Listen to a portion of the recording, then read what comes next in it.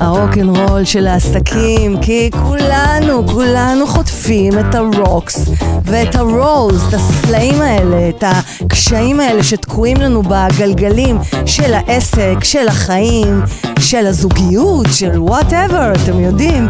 אז כולנו גם רוצים להמשיך להתגלגל, to roll מהרוקס האלה, וכשאנחנו מתגלגלים נכון, רק אז אנחנו נוכל לייצר הצלחה אמיתית. אז אנחנו בפרק 68, ויש לי את הכבוד לארח אתם יכולים לראות אותו, עורך דין אליוט אוקון. כל השמות ביחד. כל השמות ביחד. הכל ביחד יוצא תבשיל נהדר. אז איך אני אציג אותך? בוא תגיד אתה.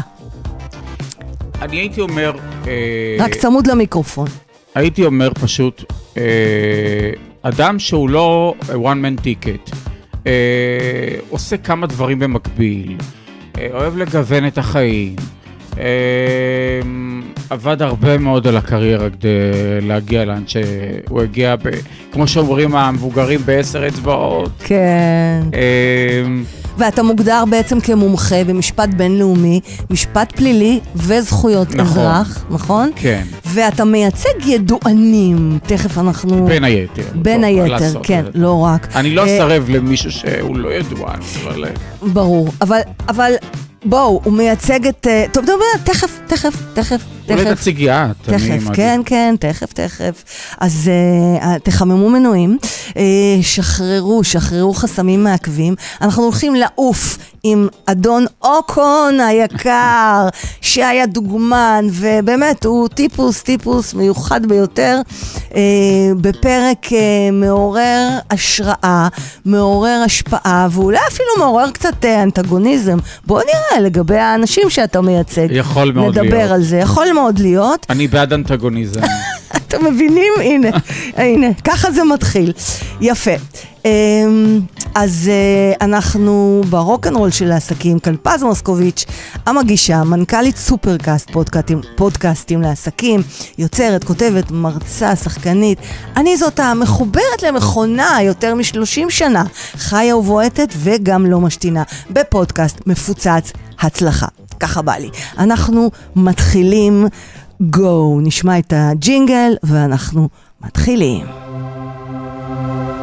הרוק'נ'רול של העסקים.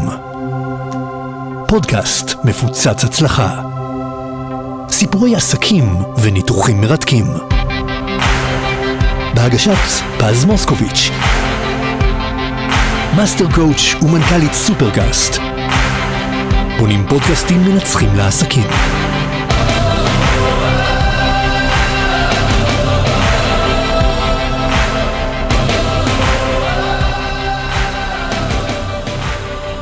אז אליהו אוקון is in the house, עורך דין אליהו אוקון, ואליהו אוהב,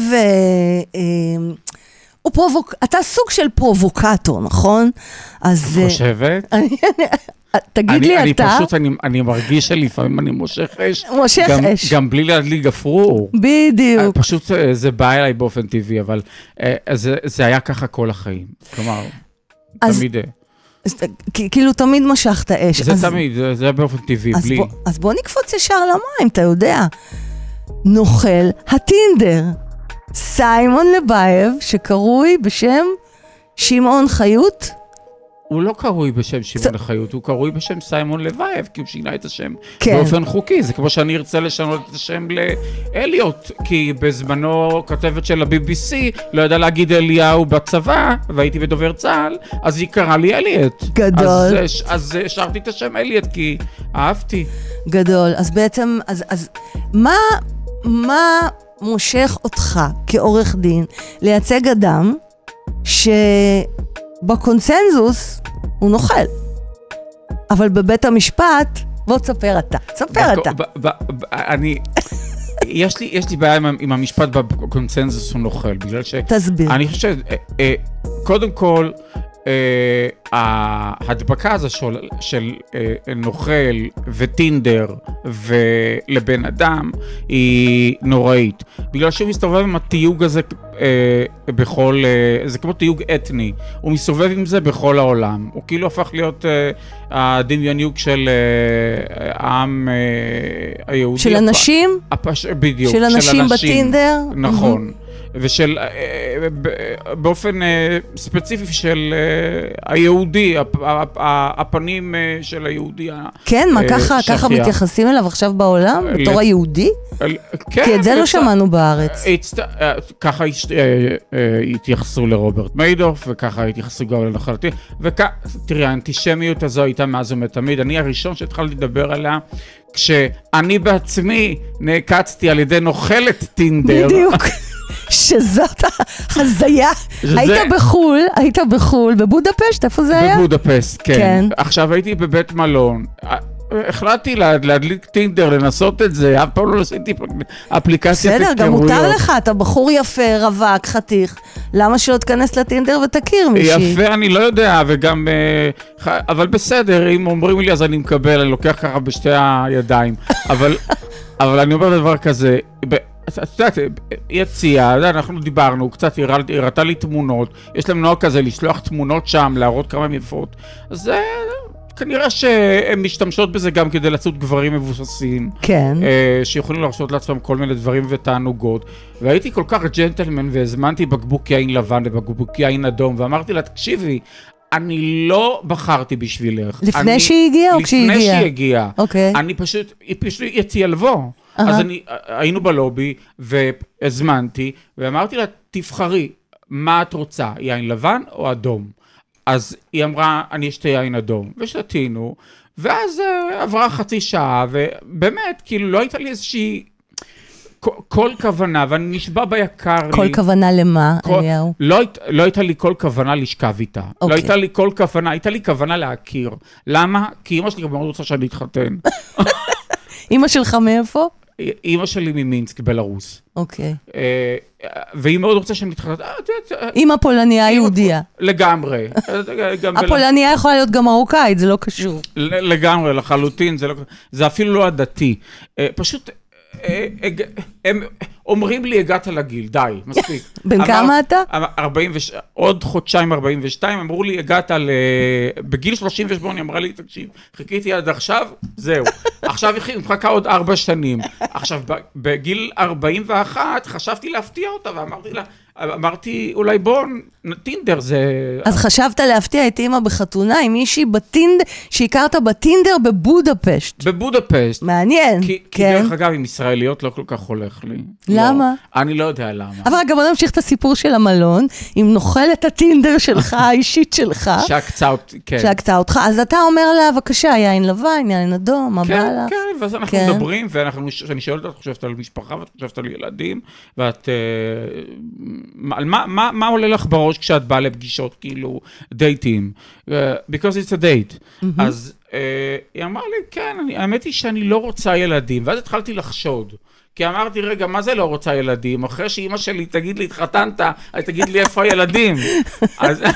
אז פה כבר אמרתי לעצמי, יש פה red flag, מה שנקרא, בטיק-טוק. כן. עכשיו, דגל אדום, רבותיי. דגל אדום לחלוטין. עכשיו, הניפה, ואמרה, תשמע, אולי נעלה למעלה. אז עליתי למעלה, הייתי צריך קצת להתפנות, לעשות,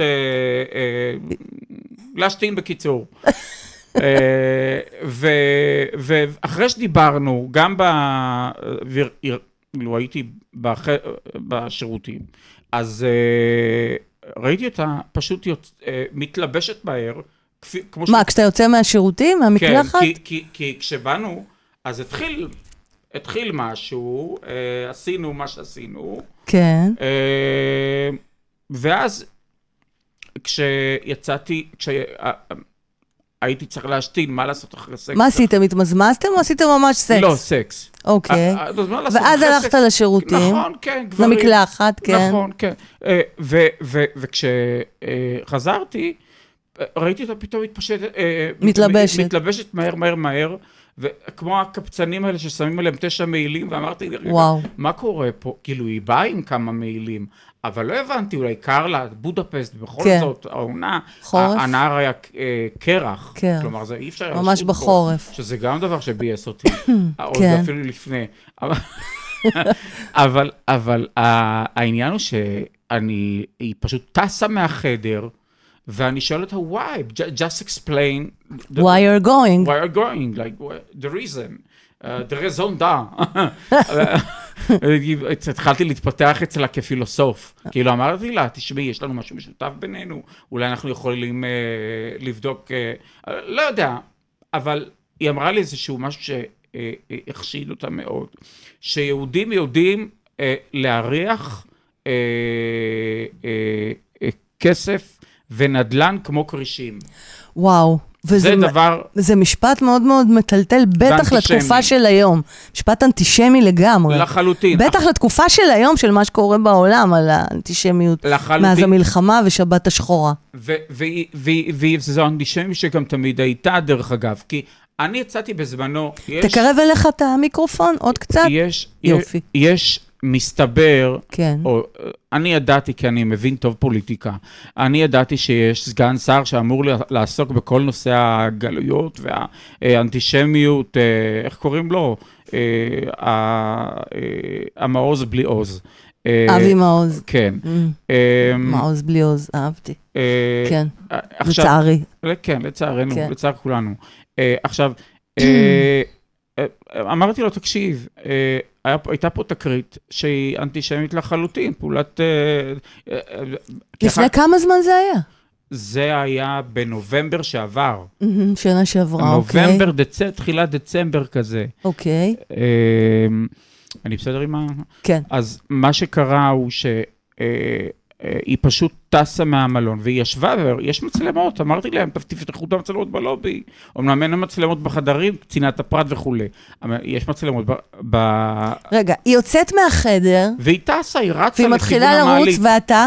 ואני רץ אחריה. עם המגבת עליך, או שהספקת להתלבש? לא, אני הספקתי לשים את המכנסיים, אבל כזה, הרוחסן פתוח, ואתה רץ אחריה. ואני כאילו אחריה, ואני אומר, רגע, מה קרה? כאילו... ואתה עוד לא מבין שהיא כעיסה? מה היא גנבה? מה היא גנבה לך? כשחזרתי, אבל היה עוד, כי היא ממש טסה גם בלובי, כלומר, היו מצלמות שראו את זה, ואני עד היום לא יודע מה תוצאות החקירה בהונגריה. כלומר, הם לא מיידים אותי. עכשיו, חזרתי לחדר, הייתי, היא הזמינה מונית, חזרתי לחדר, הייתי, לא הדרכון, לא הכרטיסי אשראי, לא 12,000 יורו. כלומר, את יודעת, בכל זאת, אני לא, מעדיף לא להשתמש ביחסי המרה כאלה, את יודעת, אני רציתי, ותכשיט, שנתתי בזמנו לארוסתי הברזילאית, שהיא אחייניתו של לולה, נשיא ברזיל דה היום. כן, הייתה לי ארוסה כזו. לא, אתה? חבל על הזמן. איפה היא היום?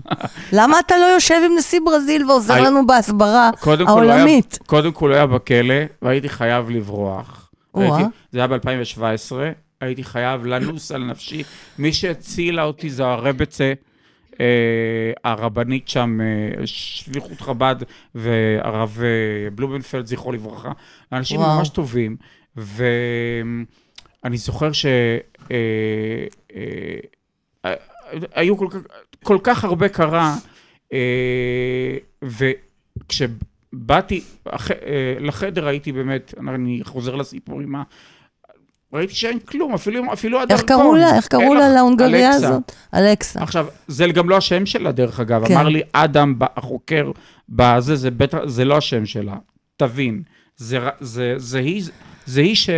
אז היא גנבה לך דרכון, כסף, תכשיט, מהאקסיט שהייתה הבת של נשיא ברזיל, שישב בכלא. כן, תכשיט שרציתי למכור בבודפסט, בית חנות משכון. יש פונצ'אפ, יש כאלה, המון, בכל מקום. אז רציתי למכור אותו. אז זה הלך איתה, ובאותו לילה, עכשיו, אני אדם עקרוני. למה אני אדם עקרוני? למה? כי היא הזמינה מונית, ואני אמרתי, אני הזמנתי מונית גם, ואני אמרתי, סחר, אני רוצה לדעת את הסיבה. מי זאת? הייתה לי איזושהי אובססיה לדעת מה הסיבה, מה קרה. כן. כאילו, כשחזרתי אז הבנתי מה הייתה הסיבה שהיא טסה. מה הבנת? הבנתי שהיא הקצה אותי. כן. היא טסה. זונה הונגריה שהלכה נכון, שמשתמשת בטינדר כדי לקוץ גברים מבוססים, כלומר זאת לא, וזה בכלל לא המצאה, לא אנטישמיות ולא הטינדר ולא השימוש. באיזה רגע היא אמרה לך על העניין שיהודים, איך היא אמרה את זה? יהודים? היא אמרה לי את זה אחרי הסקס. הבנתי. עוד לפני שהיא ברחה. כן, כן. אז אתה, שמייצג את נוכל הטינדר, נעקצתי, כן. נעקצת גם על ידי נוכל הטינדר, זה כאילו קרמה מטורפת. עכשיו אני רוצה להגיד לך משהו לגבי הקרמה. לגבי הקרמה. Karma is a bitch, it sees everything. Karma is a bitch, and if she's a bitch, so I don't need a wife, אוקיי? עכשיו אני אגיד לך דבר כזה. אומרים באמת, קרמה הגיעה מהודו, אוקיי? עכשיו, אנשים שורפים אנשים מתים בנהר הגנגס בהודו ומדברים על קרמה. אז כאילו, היה נשמע לי מוזר כל התגובות האלה, כי כשפגשת, האנשים בבודפסט הם אנשים בעייתיים מאוד ביחס. כן, הייתי שם, כן. ביחס מאוד בעייתיים. עכשיו, אבל התגובות על הכתבה בוויינט שראיתי, הקרמה זה... כאילו, הקרמה הוא מייצג נוכלים, הוא מייצג, מזהים אותי עם הלקוח. זו הבעיה. מזהים אותך עם הלקוחיות שלך. כן, גם בבנקים דרך אגב. אוקיי, שאתה בוחר בהם, אתה יודע. אבל מה זה בוחר? רגע, אתה יודע מה אני שואלת? אתה בחרת בסיימון לבייב? איך נהיה החיבור הזה בכלל? אז בדיוק... אני רק רוצה להגיד לכם, הצופים והמאזינים, שאליהו מייצג את סיימון לבייב, את עדי קייזמן, אסתי גינזבורג, מי עוד שכחתי? שיה ויטל. שיה ויטל. תכף נדבר על זה, איפה זה עומד היום. יש רשימה, אבל השם מה האג'נדה? מה האג'נדה שלך? זה לא אג'נדה. יש אג'נדה, האג'נדה היא כזו. אתה יודע, סיימון לבייב ידוע, מה זה ידוע? יש עדויות שהוא רימה המון בחורות. שיה ויטל, שאנס הרבה בחורות. אוקיי, היה לו עורך דין טוב כנראה, בוא תספר. אז בדיוק. תור העורך דין שלו. אז תודה רבה, אבל אני בא ואומר דבר כזה. הרבה מאוד לקוחות שלי, לא בחרתי בהם, הם בחרו בי. אני קיבלתי טלפון מסיימון, וקיבלתי טלפון משי בזמנו, וקיבלתי טלפון מעדי, ומאוד... ואני מאמין אמיתי בכך שמייחסים להם דברים שהם מוגזמים, רק בגלל אלוקי הרייטינג. בדיוק, כמו שמזהים אותי עם הלקוחות שלי, ורוצים לזהות אותי עם הלקוחות שלי, רק כדי לייצר צהוב ופופולריות, כמו שעשו בערוץ... אצל אופירה וברקו. לא, אצל אופירה וברקוביץ' שכל בסדר, שאלו אותי... היית עם סיימון שם. כן, שאלו אותי. היית יוצא עם... היית מאפשר לבת שלך לצאת עם סיימון? כן, למה לא? כאילו, איש מצליח. הגדר הצלחה, מה זאת אומרת איש מצליח? תראי, הרי התחקיר שנעשה עליו בסרט בנטפליקס מראה שהוא הצליח במרכאות כפולות, כי הוא לקח המון כספים מהאנשים שהוא התארס להן או יצא איתן. אז התחקיר, זה בדיוק הבעיה עם נטפליקס, שאנחנו טובים בניו יורק יחד עם התובע הכללי, שהאנשים האלה היו שותפות שלו, בכל מעשי הסקאמס, הזימה והמזימות שהן רקחו ביחד, הם נהנו מההנאות ומההטבות ומכל הדברים שהם קיבלו. והם ידעו שזה הונאה? והם ידעו שמדובר בהונאות, והם ידעו שמדובר בלא חולצה עם כתמי דם. אני לא הייתי שם את הסימונים שלי על העדויות שלהם. העדויות שלהם נגועות בכל מיני, כמו עדויות של המתלוננות בעניין שיה ויטל, ושמעתי גם את, באמת, אדווה דדון מדברת על זה שפעם הוא ניסה להתחיל איתה, ממתי זה פשע לנסות להתחיל עם בחורה. כלומר, זה... היום בעידן המיטו תלוי איך, אתה יודע. זה תלוי איך, אבל גם בעידן המיטו שהלך רחוק מדי, האיך הופך כבר להיות מוגזם. כלומר, איך שבנות מפרשות או מעוניינות לפרש, אם אתה חתיך דרך אגב, מותר לך להטריד מינית עד הסוף מה שנקרא, אם אתה בחור... תראה, שהיה ויטל חתיך, אז מה זה קשור? האמת היא שהבחורות האלה, היה להם אינטרס ברור. שהוא ייצג אותן כדוגמניות? שייצג אותן כדוגמניות, שהוא יכניס אותן לאח הגדול, שהוא יעשה כל מיני פעלולים באוויר, שמיניות באוויר כדי... לקדם ולהפוך אותן לכוכבות. ודרך אגב, יש גם גברים שזו תעשייה כזו, הוא לא חידש שום דבר. הייתה מישהי, כן. אוקיי, אני מקשיבה. לא, אני לא אפריע. הייתה מישהי? הייתה מישהי שאני לא רוצה לנקוב בשמה, שהמציאה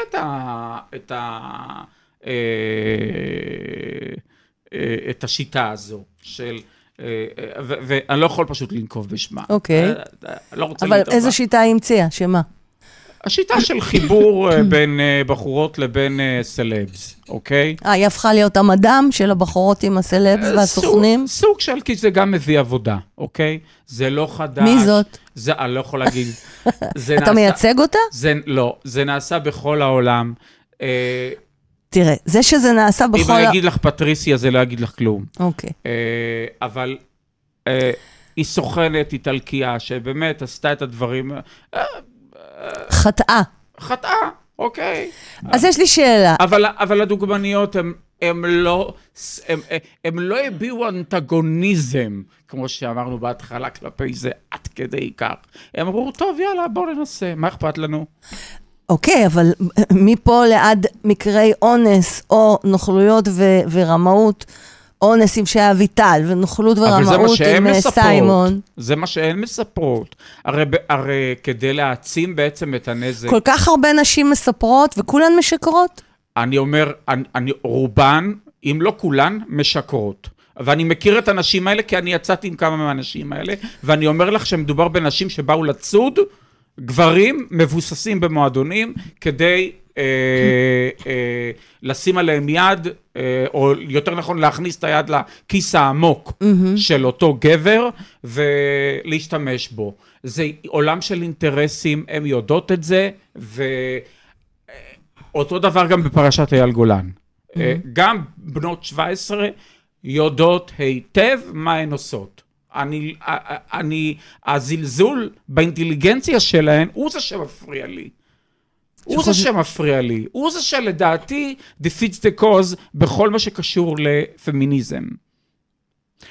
אם בחורה רוצה דרך אגב להשתמש בגופה כדי לפרסם חברה מסוימת, אז למה... הפמיניזם מתנגד גם לזה. ארגוני האנשים אומרים שהם מתנגדות גם לזה. אז מה כן מותר בסופו של דבר? מה כן מותר? מה? מה מותר? אז אני אומר, אנחנו בסופו של דבר בעלי חיים, אוקיי? תרתי משמע. יש לנו נשמה, יש לנו גם אינטלקט,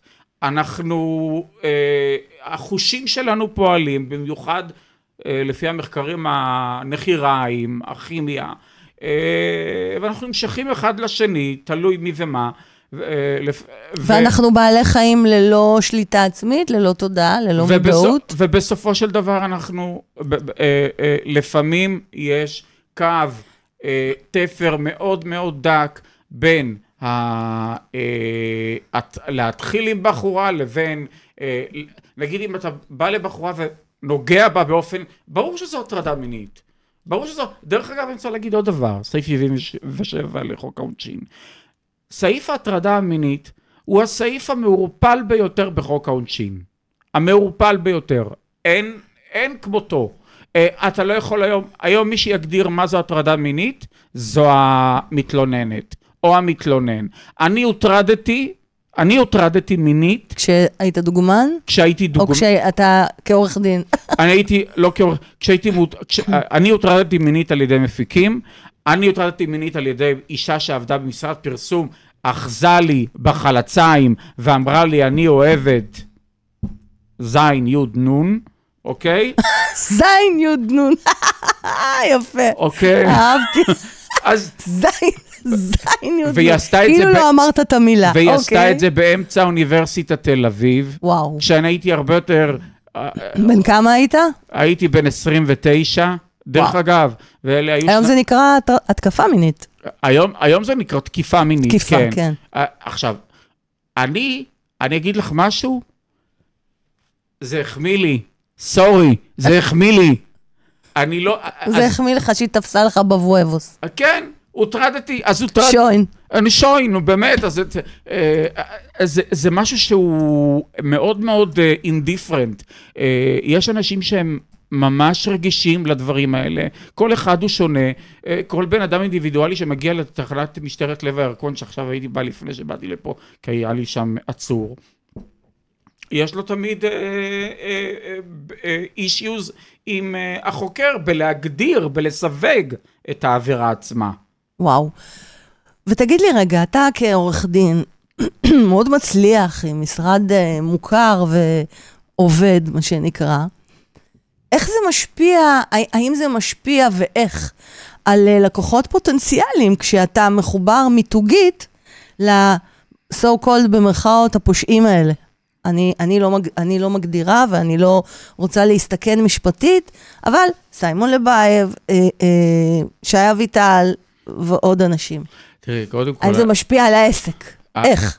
קודם כל אני חייב להגיד שכל עוד הם לא הורשעו בסעיף כ"ד לחוק העונשין, ויש חזקת החפות, ויש גם את דוקטרינת שרשרת הראיות המנהלית, ורובם, קודם כל העבירות אצל שי התיישנו, רוב העבירות... איך? לא הבנתי מה אמרת? רוב העבירות אצל שי התיישנו, אצל סיימון זה נחקר בכל מיני מקומות בעולם, היה לי אפילו איזשהו... אתה קולט כל העולם כאילו חוקר אותו? לא כל העולם. באינטרפול, אבל זה מטורף. לא כל העולם חוקר אותו. לא, זה פשוט... תראי, יש שני אנשים שהם מאוד...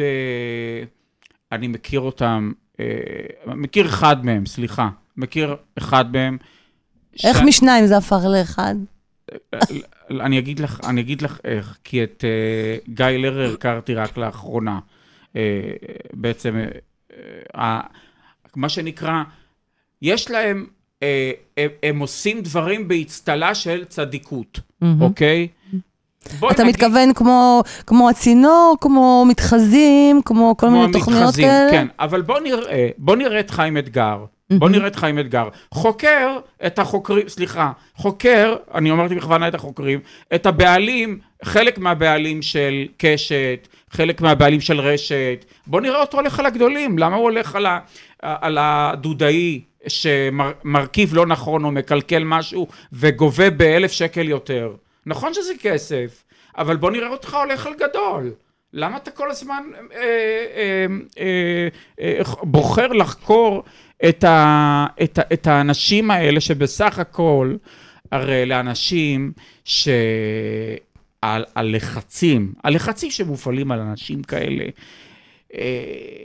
את יודעת, אתה הרבה פעמים תשמע על האישה ועל הפרנסה, ואתה לא ככה, ואתה לא זה, ואתה לא זה, אלה דברים שמביאים אותם, יש נסיבות מקלות מה שנקרא, אבל הוא לא ילך, נגיד, לחקור את מוזי ורטהיים, זכרו לברכה. מי זה מוזי ורטהיים? סליחה על הבורות? היה בעלים של קשת. אוקיי. הוא לא היה הולך לחקור אותו, הוא לא היה הולך לחקור את יצחק תשובה, אני לא יודע על מה, אבל לבדוק, אוקיי? לדוגמה, למה מגיע לאזרחי ישראל רק 3% מהמיסוי על הגז הטבעי שהוא מצא? הרי זה אוצרות טבע של מדינת... שמי מצא? תשובה. שתשובה מצא. הרי מדובר באוצרות טבע של מדינת ישראל. כלומר, אז למה אנחנו לא יכולים ליהנות מזה גם? את מבינה? אז הם לא ידברו על זה. אבל תחבר אותי, זה בהקשר למה? באיזה הקשר אתה נותן את הדוגמה הזאת? אני נותן את זה... למה חיים אתגר והתוכניות הללו לא חוקרות אותו? בדיוק, בהקשר של התיוג. פשוט דיברת על התיוג. כן. את הסטמפה הזאת ששמים על אנשים. בדיוק, את הכבדים באמת לא מתייגים. את הכבדים לא מתייגים. תראה, ממה שאמרת, תפס אותי דבר אחד, שהוא כאילו שולי על הדרך, אבל תפס אותי מאוד. וזה הדבר מצאת צידוקים, למה הלקוחות שלך עלולים היו לעשות את מה שעשו? כי קשה להם, כי הם תחת לחצים, כי פה, כי שם. תראי, הצידוקים האלה נקראים בשפה, בוא נגיד, אם נקביל, נעשה אנלוגיה. נסיבות מקלות בעולם המשפט? כן, נקראות נסיבות מקלות. דרך אגב... וזה עזר? וזה עוזר. כן? ודרך אגב, הנסיבות המקלות האלה מאוד הקלו עם שועי הארץ, עם כל התספורות שהם קיבלו על החוברות הענקיים שהיו להם. ודרך אגב, כן, הצגתי בחלק מהפרשיות האלה, ואני... את מי? למשל? בין היתר דנקנר, בין היתר הייתי מעורב בייצוג של בועז יונה בזמנו. דנקנר עדיין יושב בכלא? לא. לא, כבר שוחרר. כן, אבל... יש לו בת מאוד חמודה, רונה לי. כן. כן. איך אתה, אמרת, אני לא מגיע אליהם, ללקוחות האלה, הם פונים אליי. איך זה קרה? הם פונים אליי, אבל אני אגיד... תן לי דוגמה ספציפית, בוא נתחיל עם סיימון. אז אני יכול לתת לך דוגמה ספציפית לפני סיימון? כן. עבדתי במשרד המשפטים, אוקיי? הייתי עוזר משפטי, מתמחה, הייתי עוזר משפטי, והכל היה ביחידת המקרקעין. ביחידת המקרקעין עוסקים הרבה מאוד בסכסוכי שכנים. סכסוכי שכנים, הרבה מאוד סכסוכי שכנים התפתחו לרצח, אוקיי? הרבה מאוד בארץ. זה, צריך להסתכל על הסטטיסטיקה. וואו, אוקיי. עכשיו, רציחות, מעצבים, אנשים נורמטיביים לחלוטין. לא יאומן. פתאום איבדו את זה. איבדו את זה. קוראים לזה אזרחים שהסתפחו. אזרחים מסתפחים. וכאלו הצגת? וכאלו הצגת. עכשיו, פנה אליי מישהו, שהייתי בדיון במקום עם השופטת, בזמן שהייתי עוזר משפטי, ואחרי שסיימתי להיות עוזר משפטי, הוא מתקשר אליי ואומר לי, תקשיב, אני אצור על רצח. אוי ואבוי. ככה הגעתי אל העולם הפלילי, מהמקרקעין אל העולם הפלילי. עכשיו, איך מגיעים אליי? בחיים לא השקעתי שקל בשיווק. אני תמיד אמרתי, פה לאוזן, זה הדבר ישים אותך על המפה. אתה גם בתקשורת לא מעט, אז זה גם משהו שעושה אותך מוכר. נכון, אבל זה גם בגלל שאולי אני מעניין יותר מאנשים שאולי. אתה מעניין. אתה טיפוס, תקשיב. וכאילו, אני רוצה לכעוס... ואי אפשר להאשים אותי בזה דרך אגב. אני רוצה לכעוס עליך, אבל קשה לכעוס עליך. כאילו, אתה יודע You know how to fucking roll between the rocks. I'm fucking rolling between the rocks. נכון? You're fucking rolling between the rocks. דרך אגב... זה אתה, כאילו. דרך אגב, בכל תחום בחיים, אין מה לעשות. הפוליטיקה היא לא... אתה לא יכול לעשות לעצמך downgrade. אתה תמיד צריך לעשות לעצמך upgrade. ואני תמיד למדתי לעשות את זה. תסביר תכלס. תן דוגמה של upgrade שעשית. לעצמך כעסק. upgrade שעשיתי לעצמי כעסק. כן, עורך דין. לא יכול להגיד לך שהשקעתי כספים, לא יכול להגיד לך שהשקעתי כספים בשיווק או בפרסום, אבל כן, דאגתי שעומר אבוקלב בחיפה, אני לא מכירה, סליחה. נכון. מתנצלת. מי הוא? ידע, אוקיי. אישיות. תעשו גוגל. תעשו גוגל. ידע מי הוא אליהו אוקון, אוקיי? או-אה. אנחנו גם לא יכולים להתכחש לזה, בסך הכל גם. באמת השם עובר מפה לפה. אני אקבל טלפונים. מפה לאוזן. סיימון לבייב. שאלת סיימון לבייב. כן. אז איך? פתאום מתקשר אליך? מתקשר, בצהריים, באמצע היום, דחוף. אני צריך להיפגש איתך. בסדר. לא נפגשנו באותו יום. מה חשבת באותו יום? קח אותי לסצנה. אז הסצנה היא כזו, תראי. כל עורך דין, שאדם, אישיות כמו סיימון היה מתקשר אליו, אחרי כל הרעיונות האלה בכלי התקשורת, היה אומר, עכשיו אני בא אליך. כן. אני לא הייתי זקוק לו. אני בעצם תמיד אומר שאני לא זקוק לעוד לקוחות, ולמעשה אני מנסה לצמצם בתיקים שלי. מה, אתה משחק אותה כאילו? זה בפסדה? יש לי מלא לקוחות ואני לא זקוק לעוד לקוחות? לא, העובדה היא שלא באתי באותו יום למלון, שהוא גר איפה שגיא פלג ראיין אותו. לא הגעתי. אני אמרתי לו, תקבע פגישה מסודרת עם נטלי המזכירה, ואני אפגוש אותך. זה עולה כך וכך וכך, וכן, זה עולה הרבה. ואני תמיד אומר, מאמין בהוכחות, ככל שירצו הוכחות על עלות פגישה איתי, מעולה, בכיף. אני לא מסתיר. אוקיי, ואתם נפגשים? קח אותי לסצנה של הפגישה הראשונה. אנחנו נפגשים. אתה והוא לבד? לא, אני והוא ועוד חבורה. למה הוא עם חבורה? כי זה נוח, כי זה גם כיף להיות, מה הוא יהיה לבד בבית שהוא סוחר. אז יש לו גם עוד אנשים שככה לא...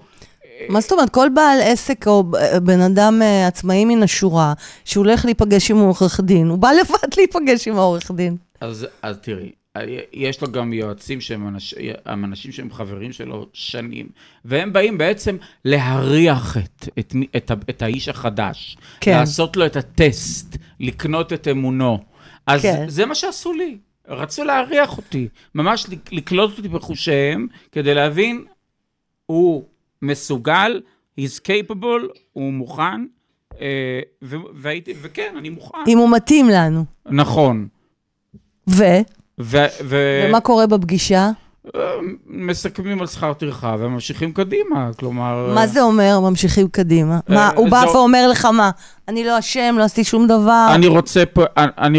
אני רוצה לעשות רשימה של פעולות, 1, 2, 3, 4, 5, צווי הרחקה, כל מיני, צו הרחקה נגיד חיים אתגר. תראי, איך יכול להיות שבן אדם, סיימון, הולך בשדרות שאול המלך בתל אביב, והוא מוקף מאבטחים, וחיים אתגר לא מאפשר לו לעבור. איפה נשמע דבר כזה? כלומר, הוא רצה לעשות תחקיר, הכל בשביל הרזולוציה הצהובה. אז למה אתה לא מאפשר לבן אדם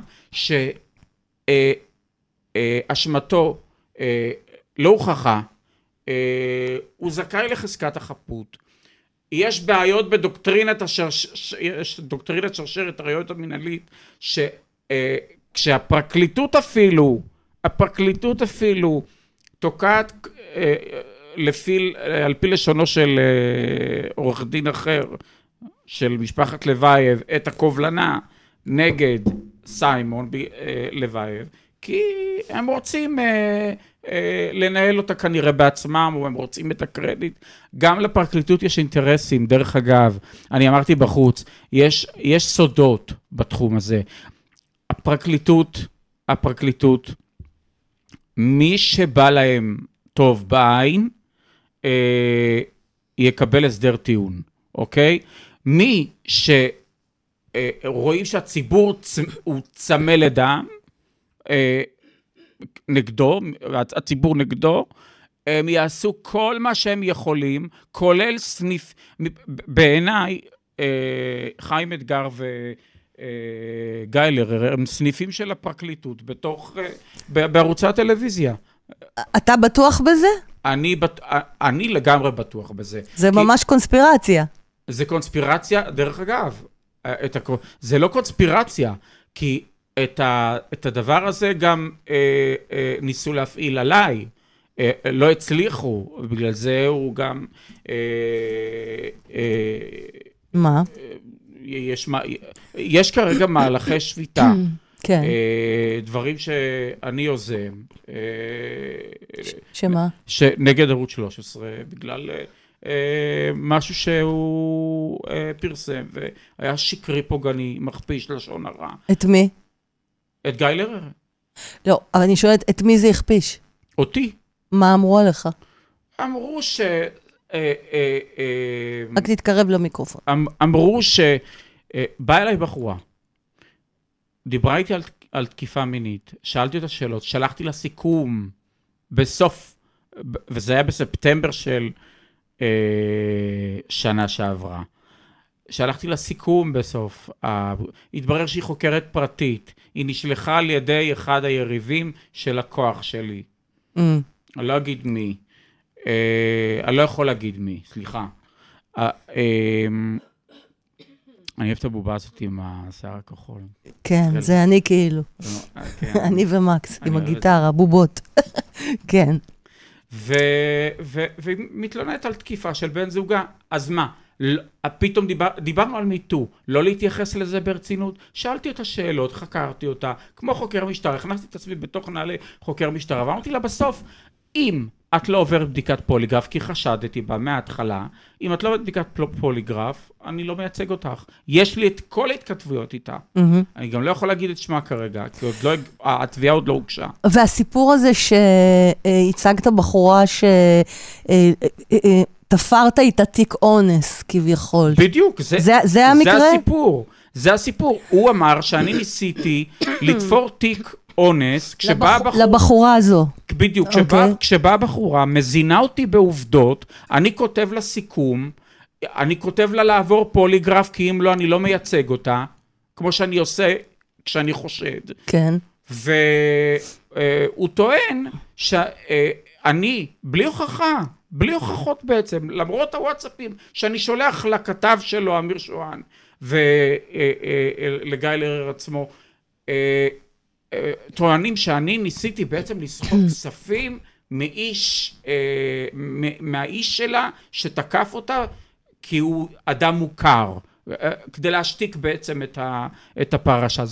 זו פשוט עלילת דם, זו עלילת דם, כי כל מי שמכיר אותי יודע, אני מייצג, ופה צריך לעשות את ההפרדה.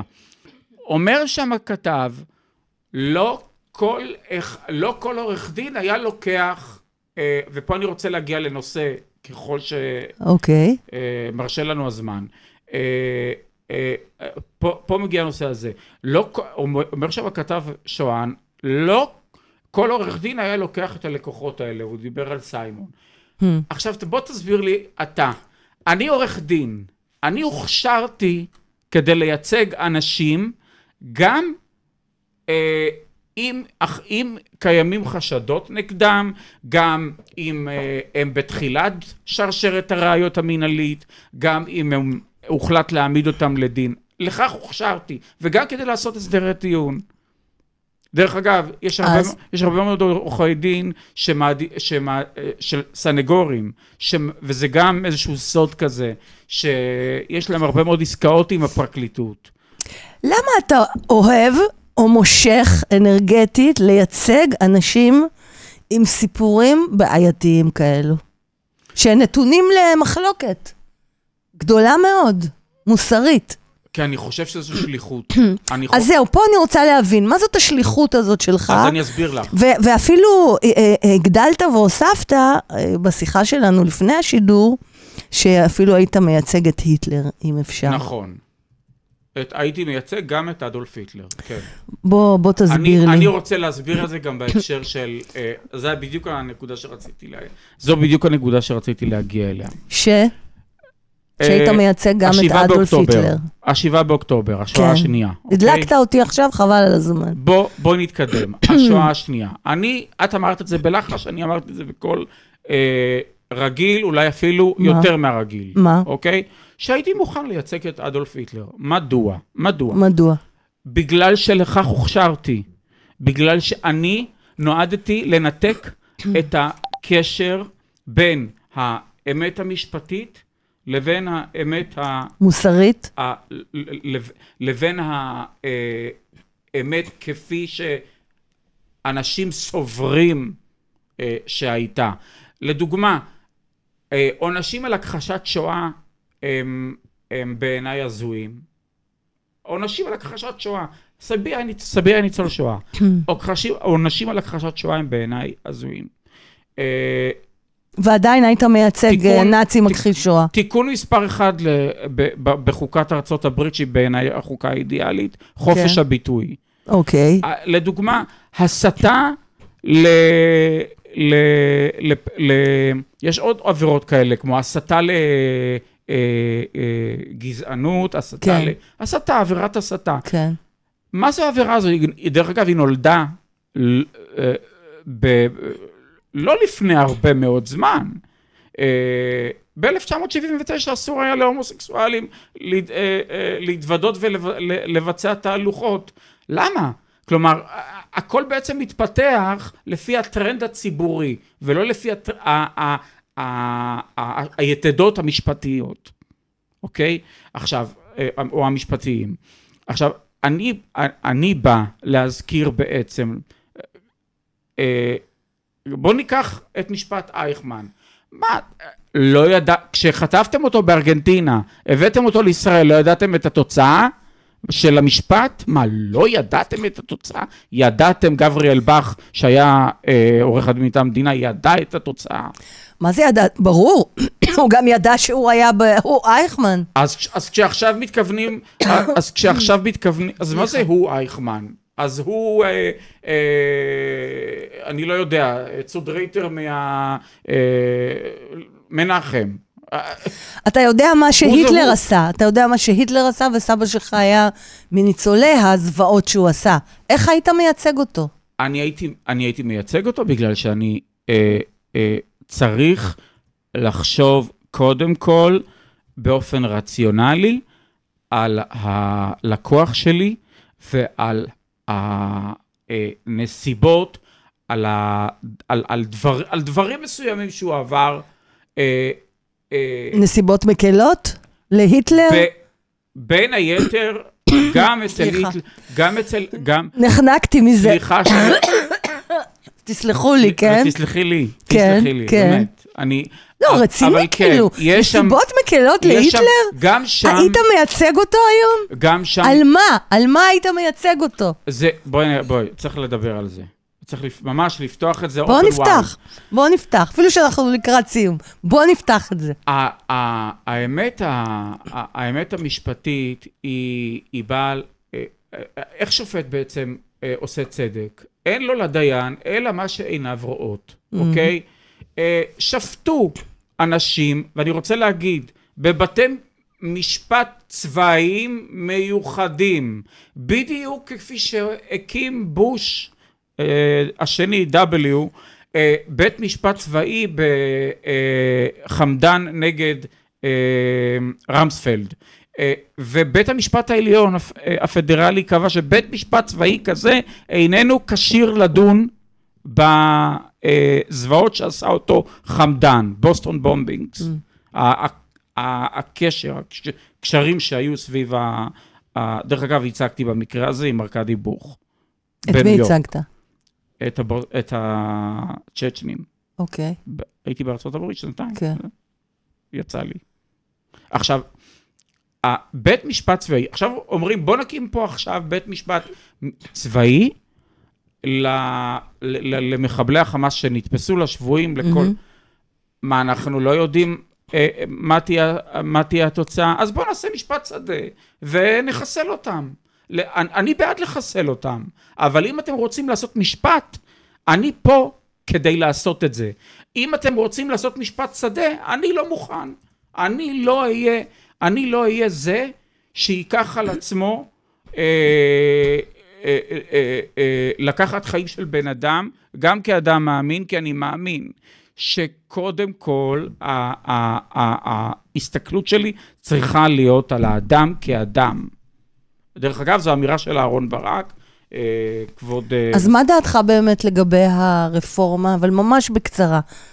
אז אני אומר, הרפורמה היא נחוצה בדברים שלא מדברים עליה.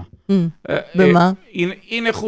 היא נחוצה ביחס של שופטים כלפי עורכי דין, היא נחוצה בענייני הסדרי טיעון, כשיש הסדר טיעון והשופט מתעקש לנהל משפט, וכשיש, ואז מדברים על חיסכון בזמן שיפוטי, יש ביטוי כזה, אבל הוא לא מעוניין לחסוך עכשיו זמן שיפוטי, הוא רוצה לנהל את המשפט. ולגבי הרפורמה שהממשלה רוצה לעשות? לגבי הרפורמה שהממשלה רוצה לעשות, אני לא חושב שזה נדיר. בארצות הברית השיטה היא חוקתית לחלוטין. בוחרים את השופטים לפי הנטיות והפוליטיות שלהם. אני רואה את נועם סולברג, הוא פסק הרבה מאוד פעמים בענייני ימין, שמאל, נקרא לזה ככה, ועשה את זה בשום שכל. לא היה שם משהו שגרע מהימניות שלו, ולא הוסיף לשמאלניות שלו, הוא עשה את זה באופן רציונלי, וזה גם תפקידי. ודרך אגב, יש עוד דבר, כשאני מייצג אדם מסוים, גם אדולף היטלר, אני מייצג, השופט הוא זה שנותן את גזר הדין. ברור. נו. אז זה בדיוק העניין שאני מביא אל השולחן ואומר, למה אני בעצם מעורר אנטגוניזם? אני נזכרתי לעשות עבודה. אני שכיר חרב בסופו של דבר. איפה המוסר? איפה המוסר? איפה להגיד לעצמך בלילה לפני שאתה הולך לישון, אני יודע שהוא אנס, למשל, אבל אני אמשיך לייצג אותו. במשפט אין מוסר, קודם כל. בוא נתחיל מזה, הציבור... אין התייחסות למוסר במשפט? יש התייחסות למוסר בדברי ההסבר של החוק, כל חוק, אבל אין התייחסות מושלמת למוסר. המוסר הוא גם, הוא יכול להיות מאוד אינדיבידואלי. עם אישה שרוצה פשוט לעשות דווקא לבעלה, כמו במקרה הזואלוס, מנשקת את המאהב שלה מול בעלה, אז יש פה עבירה של קינטור, היא בעצם מקנטרת נגדו, ומה הפלא שכמו שאמר, וזה מפתיע אותי, כי אהרון ברק, כבוד נשיא בית משפט העליון לשעבר, אמר, דמו של האדם הסביר רותח, ודמו של הישראלי הסביר רותח יותר. גדול. עכשיו, אז למה הוא יכול בעצם להגיד את הדברים האלה? אני מייצג את מה שהוא אומר. אם דמו של האדם הסביר, אם דמו של היטלר רותח, אוקיי? כן. רותח על כל מיני דברים, האקדמיה לאומנות לא קיבלה אותו כצייר בזמנו, והיו שם הרבה יהודים, ודמו רתח ורותח, והוא מלא בנקמה ובטינה. איך אני יכול לבוא, אני לא שופט אותו, אני מייצג אותו, אני שכיר חרב שלו, אני בא בעצם לתת לו את הייצוג הכי נאמן שאני יכול למקור. זאת אומרת שאתה מוצא צידוקים, נסיבות מקלות להיטלר, היטלר זה שם... בוא נגיד ככה, כן. כדוגמה, סימבול, כן, סימבול, לזוועות שהוא עשה, שעליהן אין עוררין. על הרצח שהוא עשה, שעל זה אין עוררין, נכון? אין עוררין, אבל זה גם לא הצדקות. אלה דברים עובדתיים משפטית, שהשופט רואה מלפניו, ואומר, הנה עובדה, שפטו את בית דין צבאי, את גייבלס ואת גרינג ואחרים. כן. הרמן גרינג. אז איפה הפלא? מה, הם יצאו חפים מפשע? בגלל זה אני גם לא הבנתי את הרצון, סליחה רגע שאני גולש לה, של להקים בית משפט צבאי מיוחד. כן. מה הוא יעשה המיוחד הזה? מה מיוחד בו? למה לא הקמתם בית משפט צבאי מיוחד כשאלאור עזריה, אלאור עזריה זה מקרה, לדוגמה, הנה, אני עכשיו פרקליטות המדינה, אוקיי? אלאור עזריה הורשע, אוקיי? אבל אלאור עזריה היה צריך לשבת, אם אני הייתי שופט, היה צריך לשבת הרבה יותר שנים, הרבה יותר זמן, ממה שהוא ישב. דווקא מתוך הגישה שלך, הייתי בטוחה שתאמר שאלאור עזריה לא היה צריך לשבת בכלא בכלל. אני לא מביעה כאן שום דעה, אני רק שואלת. אני גם לא מביע דעה, אני פשוט מציג את האמת המשפטית. האמת המשפטית היא כזו. האמת המשפטית היא שברגע שהוא, המחבל עצמו נוטרל, הוא בעצם איבד את היסוד הנפשי שלו להרוג, לחבל. הוא כבר מורתע, הוא מנוטרל. ברגע שאתה ממשיך לראות בו, ואומר לאנשים לזוז הצידה כדי לראות בו בראש, אתה בעצם רוצח. וואו. זו האמת המשפטית. ופה אני חושב שגם בפרקליטות הצבאית יודעים שהגיע לו לשבת הרבה יותר, ואני חושב שיש פה הרבה צביעות. אבל יש גם אמת משפטית על שי אביטל ועל סיימון לבייב, for God's sake. אז איפה שם כאילו זה, למה שם זה אחרת אצלך? לא, שם זה לא אחרת אצלי. האמת המשפטית עדיין לא נחשפה. האמת, מה נחשף? איזו אמת אתה מביא? התלונות. הבנתי. התלונות נחשפו, לא התוצאות. הבנתי. אני רוצה לשאול אותך רגע, לקראת סיום, איזה ילד היית? אתה כזה מושך אש, הרי התחלנו בזה. שאתה מושך אש אפילו בלי גפרור, ככה אתה אמרת, ציטוט שלך. מושך אש אפילו בלי גפרור. איזה ילד היית? הייתי ילד מצטיין, לומד מעולה, מבודד, לא היו לי יותר מדי חברים. למה מבודד ללא חברים? מבודד כי בחרתי להשקיע בלימודים. כי אבא שלי היה לו מאוד חשוב, מאוד חשובה ההשכלה שלי. החינוך הסובייטי הקשוח, הוא היה גם בצבא האדום, הוא היה סיר ציון. וואו. מסורב עלייה וכל והיה פה בקבע 3 שנים בחיל הים, על סטיל בחיפה. כל הכבוד.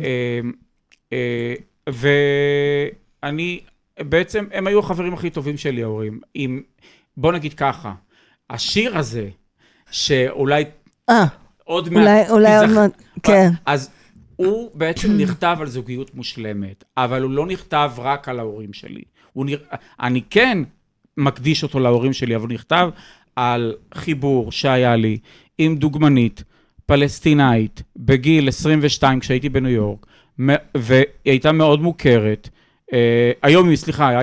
היום היא מאוד מוכרת בגיל שלה, והיא אימא לדוגמניות נוספות, בלי להזכיר הקשרים, והתאהבתי בה, אבל בניגוד אליי, לה לא היה לאן לחזור, כי היא לא הרגישה שהיא יכולה לחיות במקום הכי צפוף בעולם, עזה.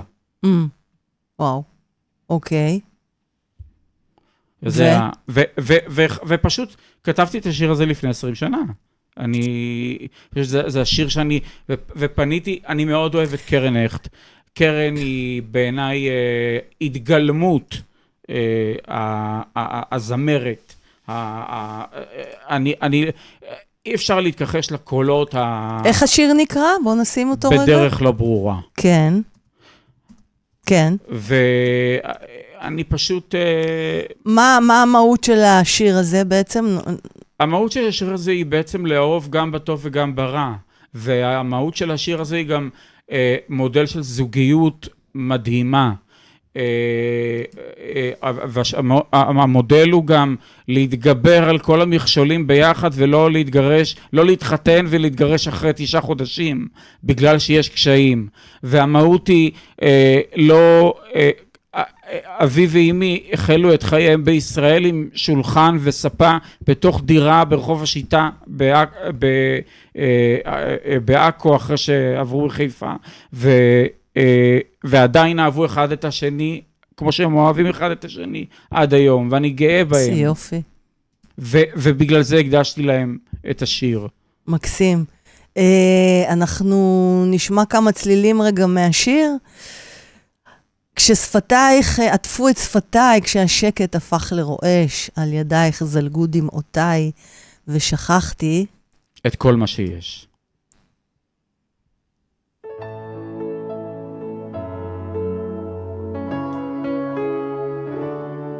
כששפתיך עטפו את שפתיי, כשהשקט הפך לרועש, על ידיך זלגו דמעותיי, ושכחתי את כל מה שיש. ריח הגוף שלך ממכר אותי, ממך לא יכולה לחדול. בחלומות שלי הגורל שלך משתלט עליי, לא נותן לי לשאול. בוא ונשכח. קרן הלחינה, לחן זה של קרן הכט. הלחן הוא של זוהר וופסי. כן. המבצעת היא קרן, אני הכותב. המעבד. רגע, סליחה, עוד פעם. המעבד הוא רובון חיון. והאווירה היא רומנטית, שמימית. איך אפילו... אני מכור לבלדות. תראה, זה פשוט מדהים לראות עכשיו. כמה, את שני הקצוות האלה. חבל על הזמן, אפילו הטון דיבור שלך, טון הדיבור השתנה, פתאום נהיה רך, פתאום העיניים, יוצא לך אור אחר מהעיניים, משהו אחר. נכון, כי זו אותה אחת שאני חייב להגיד שנשארתי מאוהב בה. היא הייתה בניו יורק. הבחורה הערבייה? כן. ולמה זה נגמר? כי פשוט אני נעתי בין סוכנות לסוכנות, בין מדינה למדינה, והיא פשוט נתקעה גם בגלל הסטריאוטיפים והסטיגמות וזהו אהבה של גילי 20? כן, לחלוטין. וואו. כן, קשר. ככה כתבתי את השיר. איזה יופי.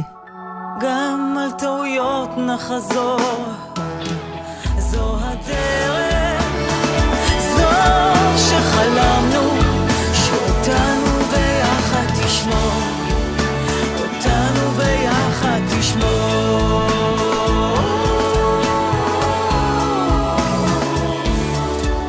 והלכתי לשביל שהוביל סתם, למסלול שדרכו לא ברורה, וגיליתי את כל האמת שם, לאהוב אותך.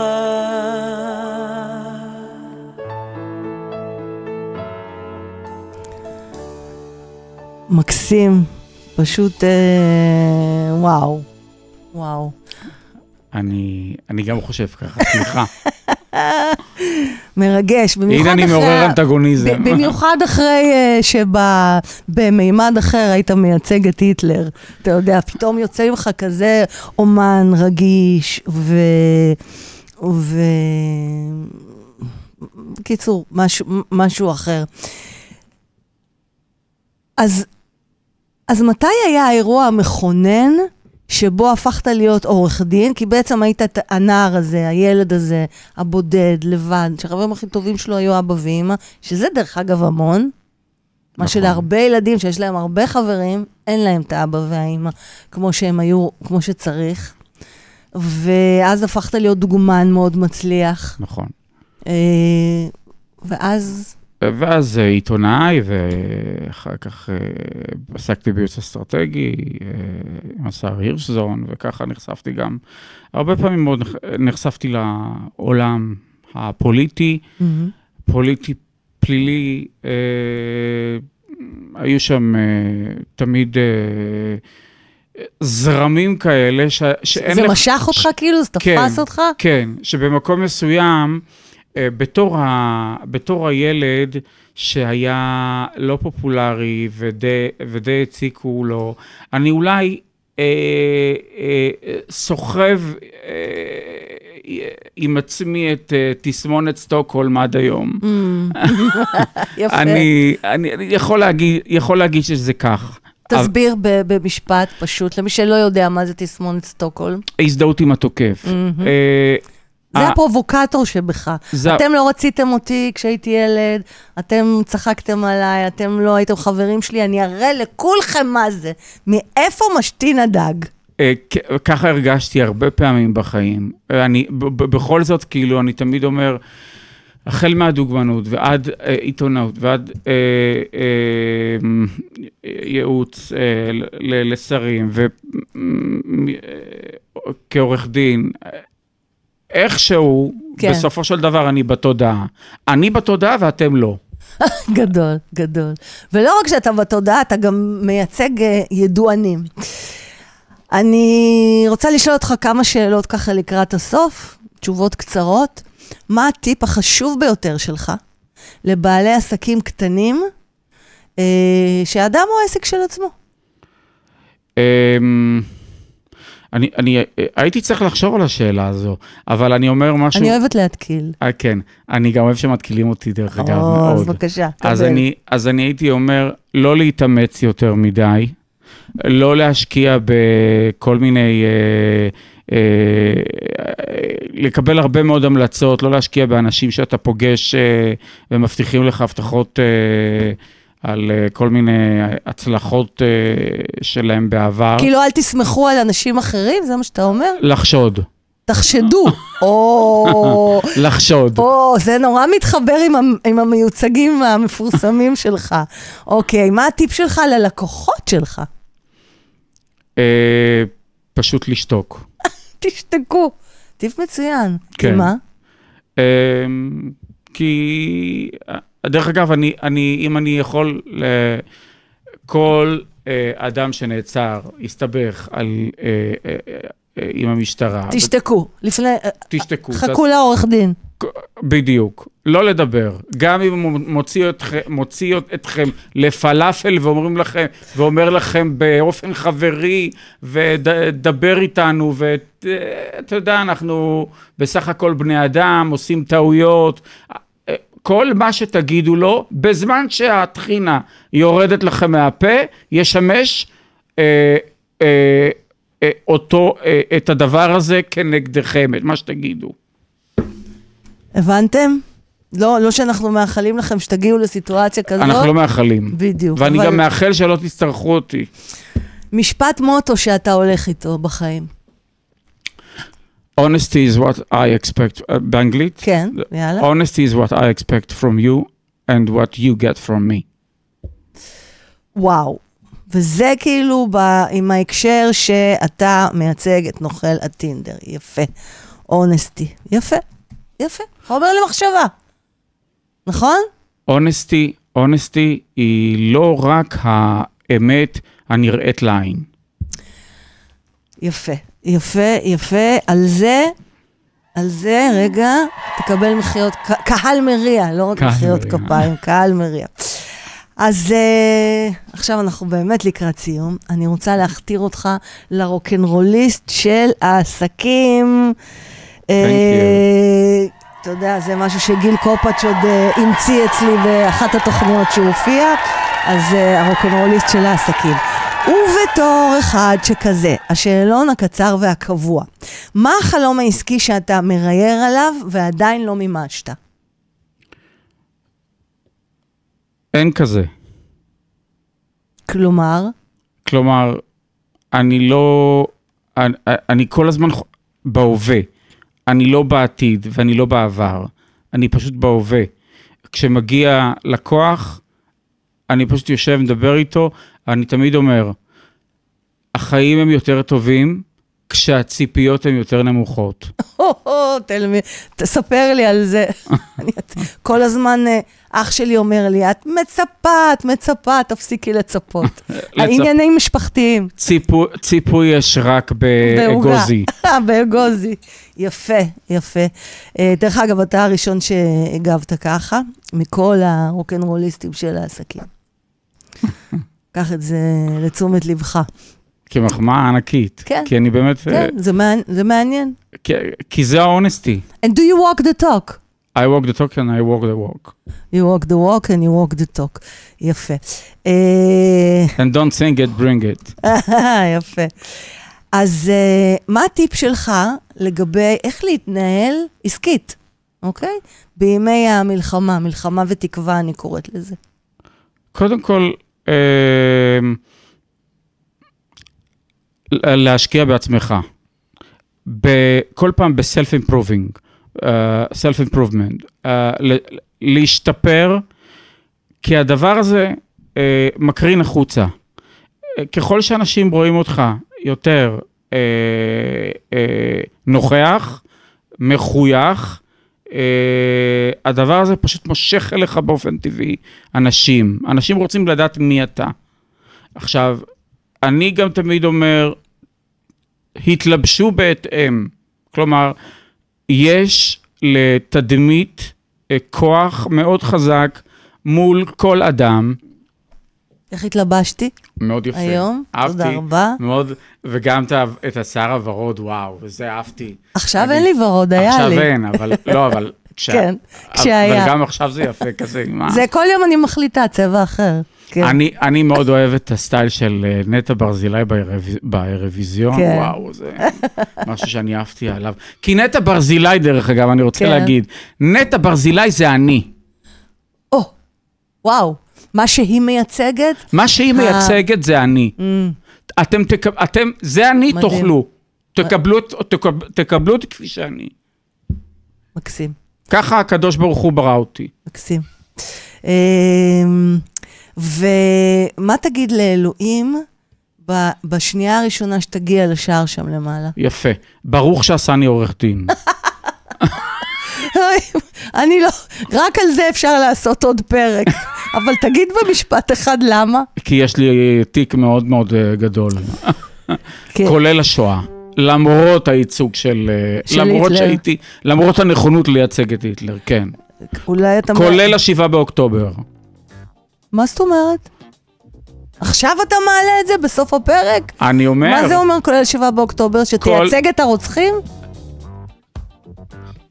אני חושב זה בעצם מה שהבנו ממך. כשההקבלה בין היטלר לבין היא מאוד מאוד פשוטה. כלומר, לא צריך פה, בגלל זה דיברתי על בתי הדין הצבאיים. בעצם זה לא המצאה מיוחדת להקביל את היטלר לאנשים שעושים מעשים כפי שנעשו ב7 באוקטובר. אז בוא תסיים עם איזשהו משפט תפילה לעם ישראל.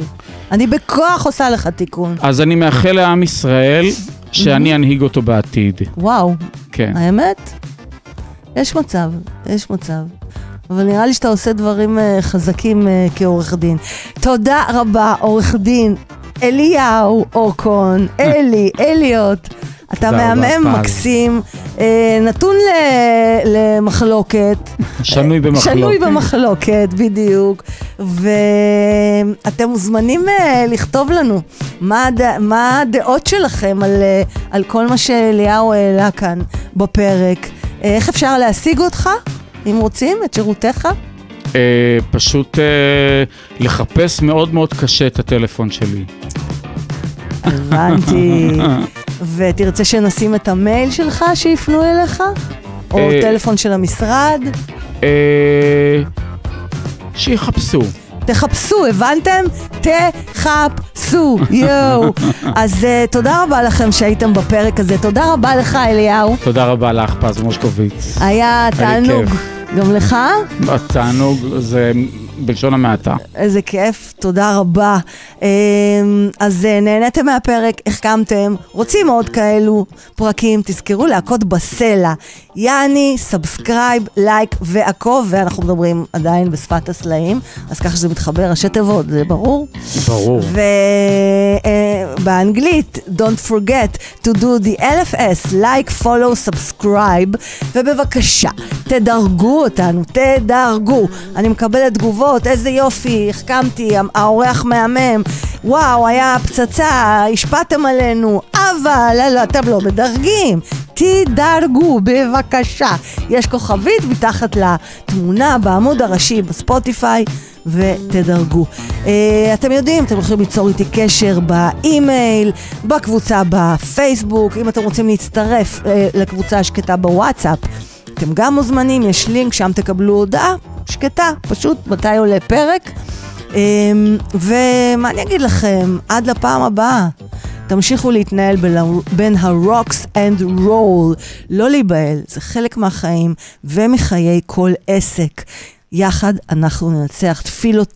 תפילותינו להחזרת כל החטופים שלמים ובריאים הביתה עכשיו. אמן. החלמה לפצועים, חיבוק גדול למשפחות השכולות, לחיילים שלנו הנפלאים, תהיו חזקים, אנחנו אוהבים אתכם. וזהו, יחד ננצח, נתראה בפרק הבא. הרוק'נ'רול של העסקים. פודקאסט מפוצץ הצלחה. סיפורי עסקים וניתוחים מרתקים. בהגשת פז מוסקוביץ', מאסטר קואוץ' ומנכ"לית סופרקאסט. בונים פודקאסטים מנצחים לעסקים.